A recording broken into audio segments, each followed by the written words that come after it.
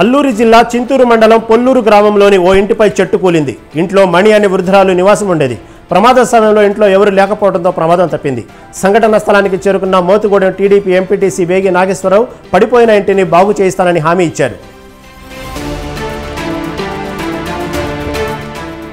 చిత్తూరు జిల్లా కుప్పం ఎంపీడీఓ కార్యాలయంలో జిల్లా కలెక్టర్ సుమిత్ కుమార్ ఆధ్వర్యంలో ఏర్పాటు చేసిన ప్రజా సమస్యల పరిష్కార వేదిక జరిగింది. ప్రజలు ఎక్కువ సంఖ్యలో తమ సమస్యలను అర్జీల రూపంలో కలెక్టర్కు అందజేశారు. ప్రజా సమస్యల పరిష్కార వేదికలో జిల్లా నియోజకవర్గంలోని అన్ని శాఖల అధికారులు హాజరయ్యారు. ప్రజల నుండి వచ్చిన అర్జీలను సంబంధిత శాఖల అధికారులకు అందించి వెంటనే పరిష్కరించాలని కలెక్టర్ ఆదేశించారు. సిరిసిల్ల జిల్లా వేములవాడ శ్రీ రాజరాజేశ్వర స్వామి ఆలయ గోవులను రైతులకు పంపిణీ చేసేందుకు అధికారులు రంగం సిద్ధం చేశారు. రాజన్న ఆలయ అధికారులు ఇచ్చిన ప్రకటనను చూసి గోవులను తీసుకునేందుకు పెద్ద సంఖ్యలో రైతులు ఉత్సాహం చూపిస్తున్నారు.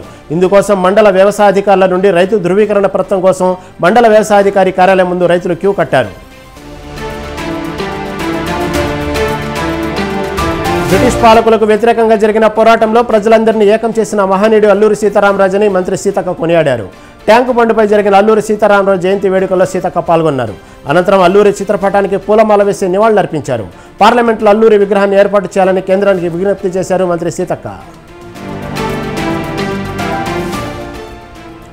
అనకాపల్లి జిల్లా మాడుగుల నియోజకవర్గంలో వంగవీటి మోహన్ రంగా ఆవిష్కరణ ఇచ్చారు. వంగవీటి మోహన్ రంగా జయంతి సందర్భంగా దేవరపల్లి మండలం రైవాడ గ్రామంలో కాపు ఉద్యమ నేత వంగవీటి మోహన్ రంగా విగ్రహాన్ని మాడుగుల ఎంపీ బండారు సత్యనారాయణమూర్తి, పెందుర్తి ఎమ్మెల్యే పంచకల్ల రమేష్ బాబు ప్రారంభించారు. అనంతరం విగ్రహానికి పూలమాలలు వేసి నివాళులర్పించారు. నీట్ అవకతవకలపై కేంద్రం స్పందించాలని విద్యార్థి యువజన సంఘాలు డిమాండ్ చేశాయి. కాచిగూడ, బర్కత్పుర నుంచి నారాయణగూడ వరకు ర్యాలీని నిర్వహించారు. కేంద్రం నీట్ పరీక్షను రద్దు చేయాలని డిమాండ్ చేశారు. లేని పక్షంలో పెద్ద ఎత్తున ధర్నాలు నిర్వహిస్తామని హెచ్చరించారు. తిరుమల శ్రీవారిని పలువురు ప్రముఖులు దర్శించుకున్నారు. వీఐపీ విరామ సమయంలో ఎమ్మెల్యేలు, ఎమ్మెల్సీలు దస్తగిరి ఎమ్మెల్యే కోడి కౌమరి, కాకర్ల సురేష్ బాబు, ఉదయగిరి, రఘురామిరెడ్డి స్వామి వారిని దర్శించుకున్నారు. అనంతరం వేద పండితులు ఆశీర్వచనం చేయగా ఆలయ అధికారులు పట్టు వస్త్రాలతో సత్కరించి తీర్థప్రసాదాలు అందజేశారు. బొగ్గు గనుల వేలానికి వ్యతిరేకంగా నిర్వహించే నిరసన కార్యక్రమాలను విజయం చేయాలంటూ వాల్ పోస్టర్ను విడుదల చేశారు ఏఐటీయూసీ నాయకులు. ఈ నెల 5 నుంచి 12 వరకు ఏఐటీయూసీ ఆధ్వర్యంలో నిరసన కార్యక్రమాలు, ధర్నాలు జరుగుతాయని తెలిపారు. సింగరేణి గనులకు సింగరేణికే కేటాయించాలని ఏఐటీయూసీ డిమాండ్ చేసింది.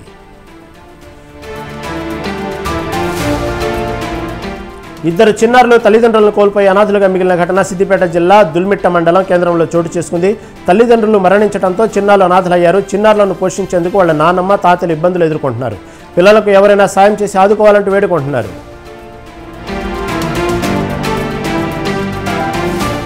మాజీ సీఎం కొనిజేటి రోసయ్య జయంతి సందర్భంగా ఢిల్లీలో ఆయన చిత్రపటానికి పూలమాల వేసి నివాళులర్పించారు CM Revanth Reddy, deputy CM Bhatti Vikramarka, MP Anil Kumar Yadav, మాజీ ఎమ్మెల్యే సంపత్ కుమార్.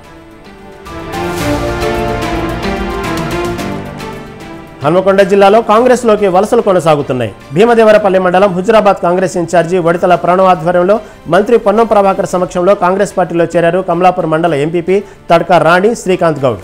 వీరితో పాటు బీఆర్ఎస్కు చెందిన 50 మంది కాంగ్రెస్ కండువా కప్పుకున్నారు.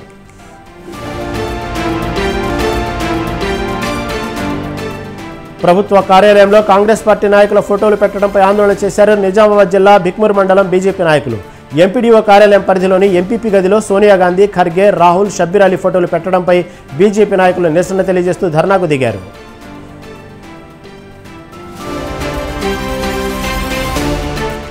వామపక్ష విద్యార్థి సంఘాల ఆధ్వర్యంలో చేపట్టిన దేశ విద్యా సంస్థల బంద్ విజయవంతమైందని తెలిపారు విద్యార్థి సంఘం నాయకులు.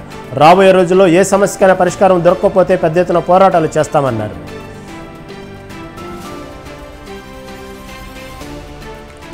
బీఆర్ఎస్ పార్టీకి మేము అండగా ఉంటామన్నారు పట్టోళ్ల కార్తిక్ రెడ్డి. బీఆర్ఎస్ పార్టీ నాయకులు అధైర్యపడొద్దన్నారు. మరోసారి కేసీఆర్ ముఖ్యమంత్రి అవుతారని తెలిపారు.